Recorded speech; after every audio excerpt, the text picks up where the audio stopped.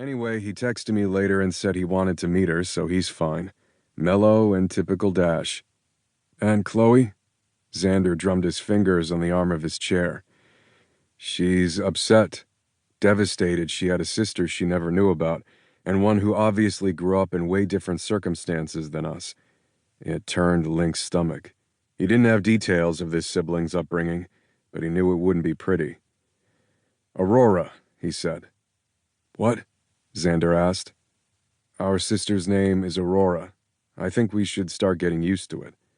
A knock sounded on his door, and his personal assistant and best friend, Jordan Greene, walked inside, her dark hair pulled back in a sleek ponytail, her black slacks and silk blouse as immaculate as they'd been this morning.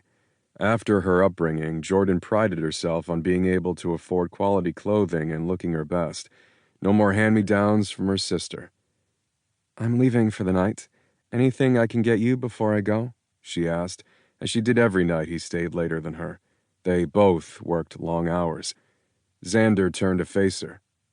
Hey, Jordan, you weren't at your desk when I came in. I almost thought you gave up on dealing with my brother. He jerked a finger back at Linc and laughed. Shut up, asshole. Linc scowled at his sibling. Jordan chuckled. We all know I'm the only one who will put up with him. I can't subject my fellow females to his bossy personality at work. I am not that bad, Linc muttered. Yes, you are, they both said at the same time, and their joint laughter echoed around the room. Linc shook his head as they made fun of him.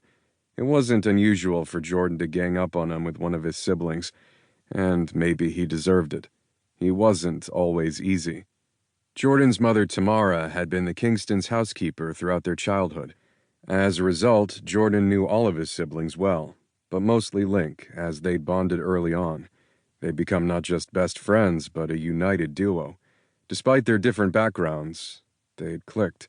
After school, she'd come to their house to do her homework while waiting for her mother to finish working, and Linc used to join her.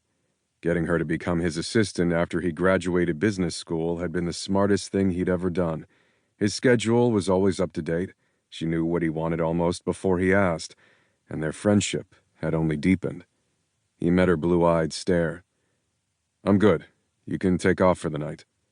Awesome. I'm going to pick up sushi for dinner on my way home. See you in the morning, she said, bright and cheery as always. Night, Xander. Good night, Jordan. Xander gave her a wave before turning back to face Linc, a curious expression on his face as the door clicked shut behind her. What? Linc all but barked the question at his brother, who still stared at him as if he had something to say. Have you really not fucked her yet? Xander asked. You asshole, don't talk about Jordan like that. Xander's grin told Linc he'd nailed him, prodding him on purpose to get a reaction, and Linc had given the bastard what he wanted. Come on, seriously. Why haven't you two gotten together? Xander finished his drink and put the glass down on the old mahogany desk. Want more? Linc lifted the bottle of scotch. Xander shook his head. No, but I do want an answer. Knowing he needed more alcohol for this, Linc poured himself another drink. He was getting wasted far deeper and faster than he preferred, liking to keep his wits about him. But after hearing about his new sister and processing how she'd been raised when a family with money would have welcomed her, he needed to numb his feelings. Linc! Xander kicked the desk with his foot. Where did you go? He blinked and looked into his empty glass. Sorry. What did you want to know? The alcohol was getting to him. I asked you why you and Jordan haven't hooked up.